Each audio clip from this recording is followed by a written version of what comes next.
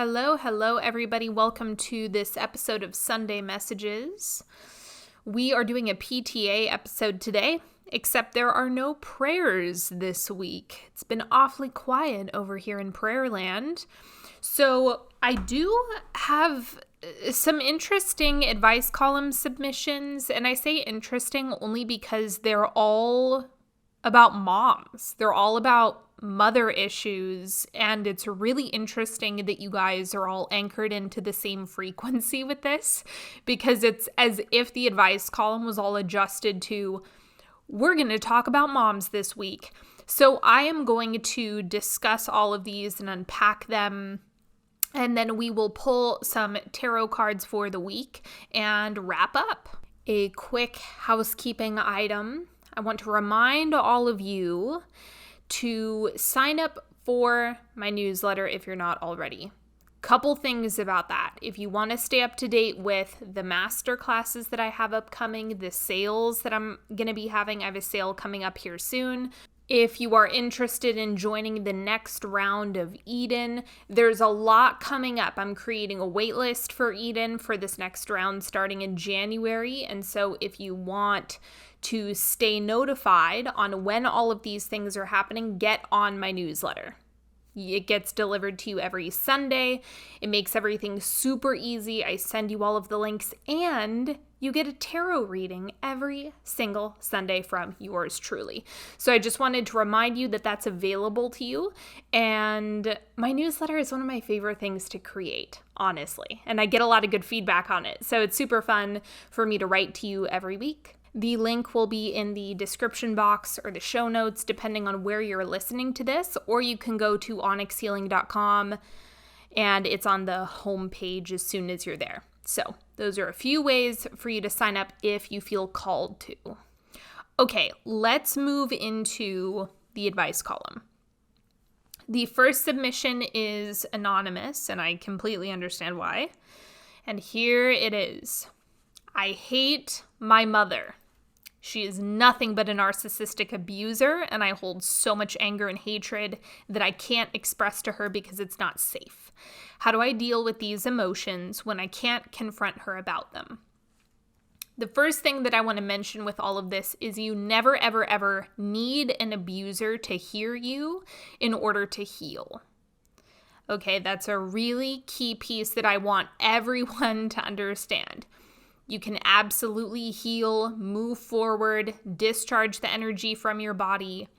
You have the ability to do all of this without being understood, without being witnessed by the person who was the perpetrator, the abuser.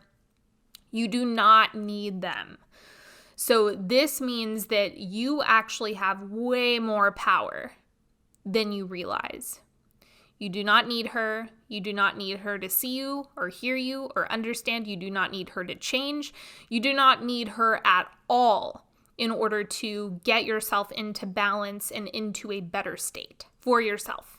Now, ideally, if you have the means to go to therapy, that's the direction that I would go. I would find a trauma-informed therapist who is able to do somatic-based healing with you. Somatic as in body-based. It's not enough to just talk. Talk therapy, you will cap out so fast. It's not good enough, in my opinion. Talk therapy there is a very narrow margin of people who can actually benefit from just plain garden variety talk therapy. What you want is someone who understands trauma, someone who understands abuse, and someone who does somatic work. That is what you want to look for. So that's the first thing that I would recommend, because this is one of those situations that you would probably be a great candidate for.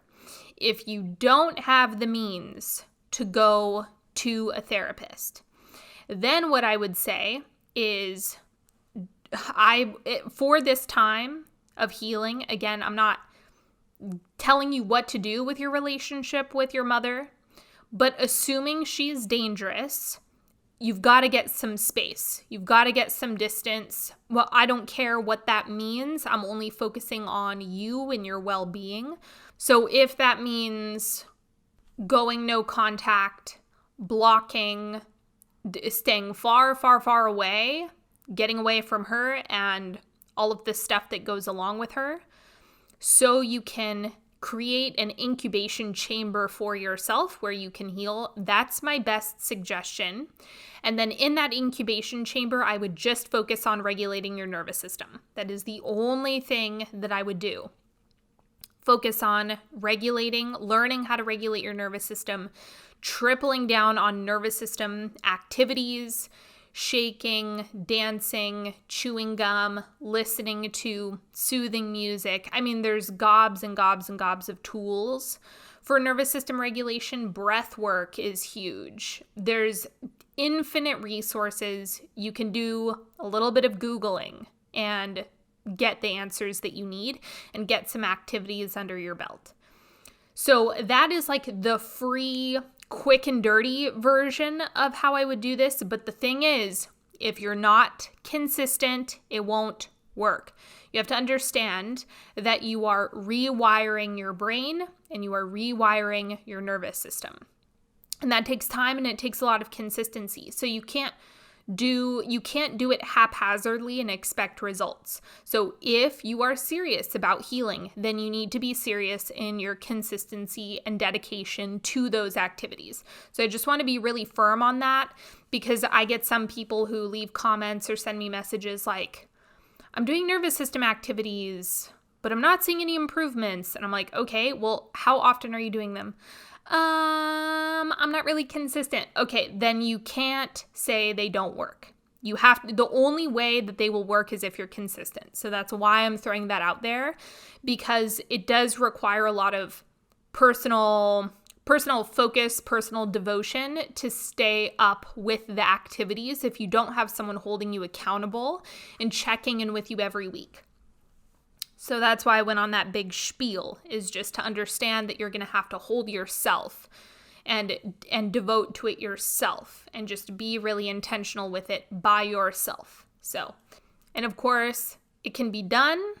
It just requires a lot of focus. And then once again, I would say you can set the intention that you're going to get some support in the form of a therapist at some point. That would probably be really, really great for you. And to just aim in that direction to get some extra support. Okay, this next one, I think a lot of you are going to laugh at my recommendations for this, my insight on this. Okay, so let's read this submission. My husband's mother has been wishing me harm for nearly a decade. We basically don't communicate with her. She texts my husband from time to time and will send cards to him and our children with money for birthdays. She has never apologized for the horrible things she's done, and he won't bring it up to her. My husband worries that we are cursed for not letting her back in and accepting that she won't ever apologize to us. I think we need to completely block her out and return the cards she sends, but worry that will escalate the drama she desires. I feel like letting her in, just the little that we do, is bringing in her toxic energy into our lives and causes us to argue. Please help me. Please pray for her to leave us alone. Any advice is greatly appreciated. I love listening to your podcast. Thank you so much. Well, thank you for listening. I appreciate you too. Okay, so honestly, if I were to answer this question in depth, it would take me hours because there are so many nuances to this. So I'm going to make this as concise as I possibly can.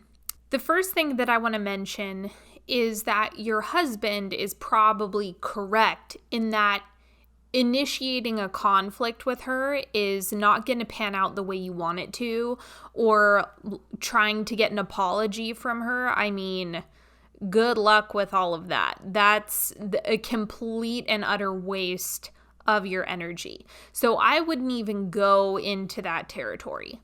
The second thing, this is a firm belief that I hold personally. If someone gives me a gift, I will treat it as a gift. If someone sends me a birthday card full of cash, I'm keeping the cash. I'm keeping the card. I am not going to make believe in my mind that there is some imaginary expectation that they have and there's some obligation that I need to fulfill. No. If you send me a gift, then it's a gift, and I'm treating it like a gift, and I'm going to receive that gift, and there is not going to be any type of obligation on the other end of it, because that's not a gift. If there is an expectation, then the responsibility is on the other person to express that to you. And if they don't say something, if words do not come out of their mouth, if they do not say, this is my expectation, then it doesn't exist.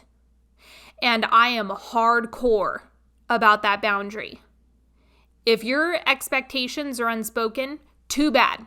Not my problem. Not my responsibility. You're completely relieved of any sense of responsibility. There are nuances in highly intimate relationships, right? Like a partnership, things like that. Obviously it's going to be different, but for something like a mother-in-law or a parent or something like that, nope, keep it cut and dry. A gift is a gift. An expectation or obligation is something that must be spoken. If it is not spoken, it does not exist, period. And if there is any pushback or guilt tripping about the birthday cards or the gifts or anything like that, I would go back to what I just said. A gift is a gift. If there's an expectation that you have, then you're a big girl and you can say it out loud and it can come out of your mouth. And until that day, it's a gift. End of discussion. Now, in terms of how to navigate the relationship, this is really a matter of your priorities and personal values. So you and your husband are going to have to come together and have an honest discussion about what is the top priority when it comes to your family unit. Personally, I treat these things like a cost-benefit analysis, where you have to look at what are the costs and benefits of having this person in your life, right? I understand that a lot of people have different perspectives on family and family dynamics and everything like that. My personal lens is that the people who are most important in this situation are the children, because they can't set boundaries, they can't advocate for themselves fully, and they're the ones that must be protected. So if what you're saying is that she's highly toxic, highly dramatic, her emotional states are unpredictable, she's a loose cannon, my question for you is, in letting her into your life further, since that seems to be the big question, do we let her in our lives more or not? Are you comfortable with your children picking up her mannerisms, her beliefs, her thoughts, her perspective on the world, her attitudes? Are you comfortable with her antics being around your kids, and then your kids picking up on that and potentially following suit?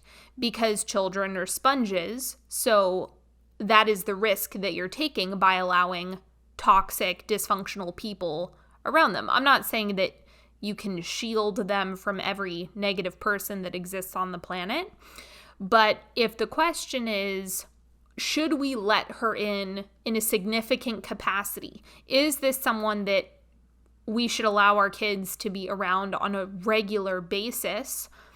Then ask yourself if she's a positive influence on your kids. And that will illuminate many things for you. Now let's get back to the priority piece. Let me reveal my bias so you know where I stand on this. In large part, my perspective comes from the fact that I wasn't protected as a child. No one advocated for me, or rather, nobody purely advocated for me. And so my sense of protection of children is, I don't even have words to describe how potent my feelings are on that. But here's how I see a family unit in terms of you have a partnership and children. When you're entering a partnership and then there are kids involved, the way I see it is the priority, the number one priority in my eyes, in my opinion, from my perspective, is that the family unit that you have agreed to build together is what must be upheld at all costs. At all costs. The well-being of your marriage, the well-being of your children, the well-being of everyone who lives inside your home. To me, that is what needs to be prioritized. Because think about this. If you don't have that intact, and that's something that you're coming home to every single day and that you're immersed in every single day, when things start to chip away at that and you're allowing them through a lack of boundaries, you are consciously giving external forces permission to erode your well-being. And in my perspective, I think that it's something that can be cleaned up very quickly and very easily with a few boundaries. So now let's ask a really simple question. In terms of priorities, what is the most important thing? Is it the well-being of your marriage, your family unit, the well-being of your children, the general health within your home, the loving communication that you have with your husband? Is that the most important thing? Or are grandma's feelings the most important thing? Having all of the experiences that you've had, knowing your mother-in-law for who she is, don't get me wrong. If there is a path forward where you can clean up the communication with your husband, and if your mother-in-law is really sweet with your children and she is a wonderful addition to the family, if that's a possible path forward, take it. There's no reason to just hack people out of your life left and right. That's not what I'm suggesting here. But if it's true that she is not enhancing or enriching to your familial experience, or she is not a positive influence on the children and she does not bring more love into the mix, then all you're doing is prioritizing grandma's feelings over the well-being of your family unit. Why? Why? For what? Because you don't want her to feel upset or be angry? Has anyone presented the idea that maybe grandma's feelings don't matter in this situation? Has anyone ever presented the idea that maybe grandma's an adult who can take care of her own feelings and is responsible for her own experience on Earth, and nobody on the planet should have to bend over backwards to accommodate her feelings? Has anyone presented the idea that maybe grandma's feelings are the last thing that should ever be considered in this situation?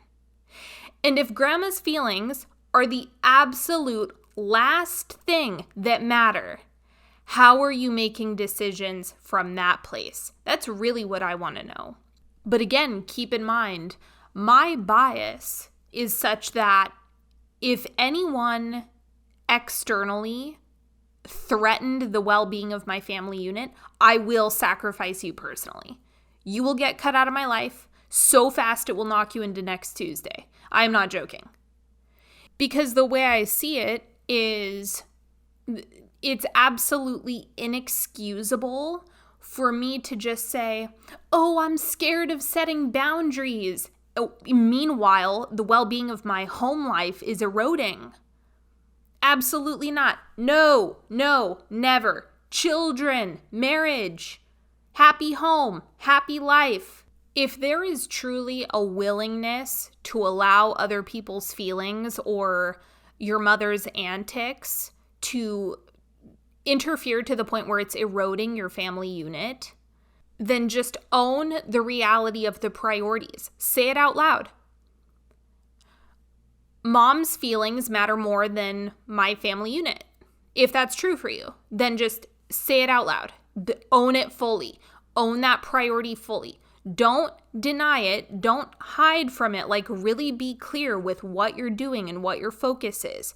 And a lot of the time, looking at something like codependency in the face like that will shake things up and can inspire some clarity, if you will. Let me just mention one more time, there's a lot of details here that I might not know. Again, maybe she is magically wonderful around the kids. Maybe she does enhance your life in some way, but that's not the impression that I got from the message that you sent. So be real. Be honest about what you're prioritizing in these conversations. And the last thing that I want to leave you with is that no, you're not cursed. You can set as firm boundaries as you want with whoever you want. There's no curse in that. This is a matter of making sure that there are parameters intact so that you're safe, your children are safe, everyone is doing their best as a result of the parameters that you set.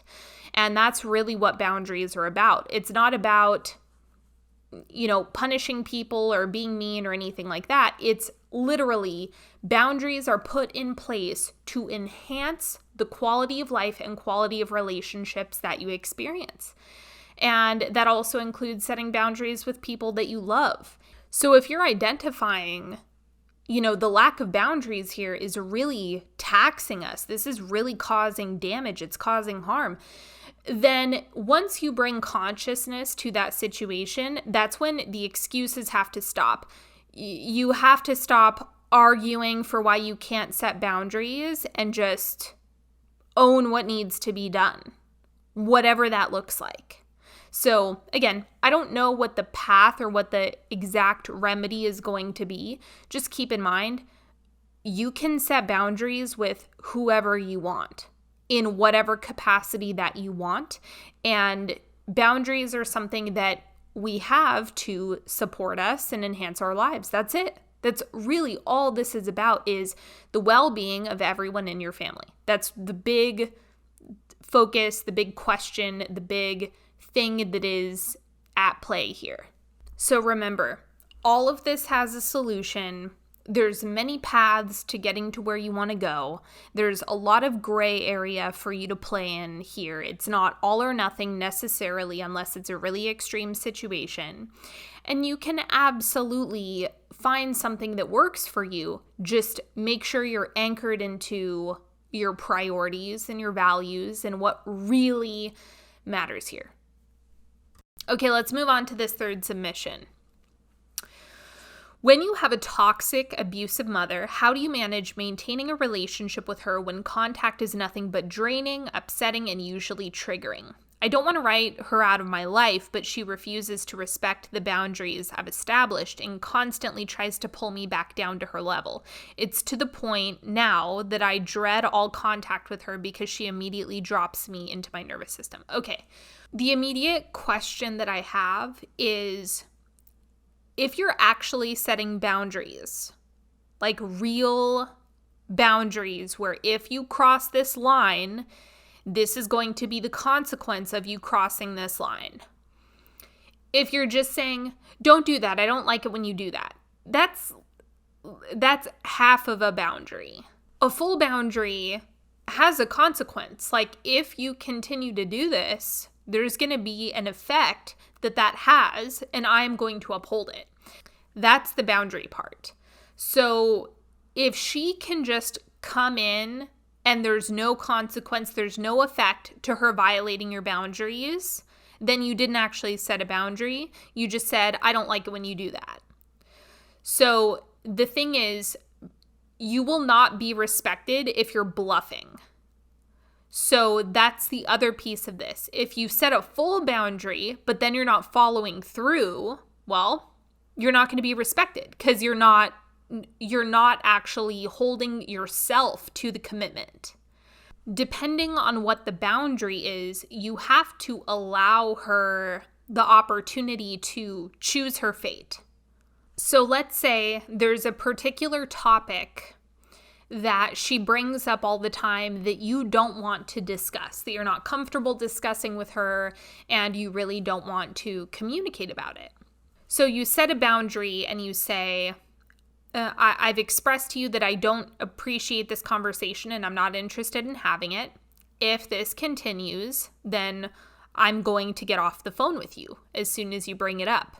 She agrees. Okay, I won't do it again. Next conversation, she does it again. You have to get off the phone. You have to get off the phone. Otherwise, she's going to call your bluff and she's not going to take you seriously if you don't follow through. And so the cycle continues. And the thing is, if she repeatedly does it, her involvement in your life is going to narrow. Because what's the alternative? You are staying in the experience that's draining and upsetting and triggering, and she's bringing you down to her level. It's like, so you have to ask yourself, again, this is a difficult question for a lot of people to answer. What is the cost of her involvement in your life? What is the cost of her violating your boundaries? What's the cost? What's the cost? What's the cost? For me, and I know it's not for everyone, the cost of my parents being in my life is too damn high. So it doesn't work. But that was after many, many years of trying and conversations and boundary setting and giving the benefit of the doubt. So there are different possibilities in terms of how this could all shake out. You're in this liminal gray space right now, where on one hand, it could be that just through setting boundaries and upholding those boundaries, it works really well. That it's just like she takes a hint, she gets it, she starts listening, she understands that you can't be steamrolled, and so then it works in the context that you've created. The other direction that it could go is that she continually violates the boundaries to the point where it is so damaging and so detrimental to you, your well-being, your life, all of that stuff, where she kind of weeds herself out just through her own behavior. That's also something that can happen. So that's what my parents have done, right? Boundary, boundary, boundary. Don't listen, don't listen, don't listen, don't listen. Okay, there's actually no space for you because you can't operate within these boundaries. And so there's nothing more to do. There's nothing more to say. There's nothing more to work on. It's just, you know, the parameters and you're not willing to play the game within the parameters, so you can't play. So definitely don't put pressure on yourself to like, she's either in my life in this really deep, intimate way, or I have to cut her out of my life. No. No. There's lots of gray space. There's plenty of different contexts that the relationship could work in. And for some people, that means, you know, all I can do is really talk about the weather with you or grab a cup of coffee with you. For some people, that is the reality of what they can do with their parents, and that actually really works for them, and that's about as deep as it gets. So understand that you don't have to have a deep, intimate relationship with her if she can't handle that.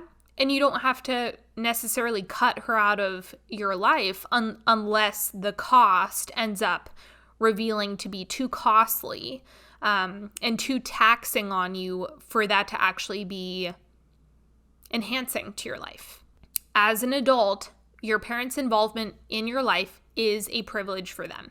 They're not entitled to it. It's a privilege. It's something that you can break, you can damage, you can lose. You can absolutely damage the relationship with your child beyond repair and not get to a point where you have the faculties to rebuild it. That's a reality for people. So every possibility in my mind is okay. This is really about having self-awareness about what's important to you. In my view, this type of relationship is something that should work for your life. It should work for you. And optimally, it should enhance your life somehow. That's how I view relationships, at least. The relationships that I nurture and maintain are the ones that enhance my life.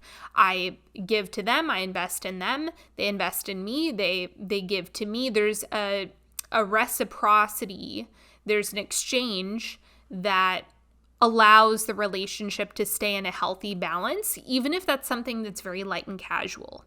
So this is all in the context of what is best and right for you. Again, I say this all the time. I only care about you, the listener. You are my core focus, the listener. Oh, one more piece on this note. I know that you mentioned in your submission, like, how do you deal with... Personally, I don't deal with relationships. I reorganize and restructure them in a way that serves everyone. Because if I'm not happy, if I'm just tolerating and white knuckling the relationship, that's not going to work. At a certain point, I'm going to explode. So you have to be super conscious of that as well. This is not something that you're dealing with. This is something that you're molding and shaping and evolving in a way that serves you. So really make that the focus here. Okay, people, let's pull some cards, get some messages for you, see what's going on this week. Ooh, Two of Cups. Love to see it. Romance in the air, anyone? Connection, collaboration, union, partnership. For those of you who aren't necessarily in a love vibe, think about it more generally in terms of co-creation. But for those of you who are really looking for relationships, interested in romantic partnership, this is a great time to double down on the energy of that, giving and receiving love, right? Because part of this is, I understand it's easy if you don't have a partner in your life to start withholding love in other areas, but you actually want to be in a giving, overflowing, loving energy to begin with, even before the person shows up.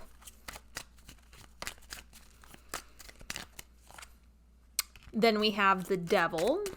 Old habits, behaviors, practices, tendencies that might not be serving you at this time are looking to get cleaned up. So this shows up in a couple different ways.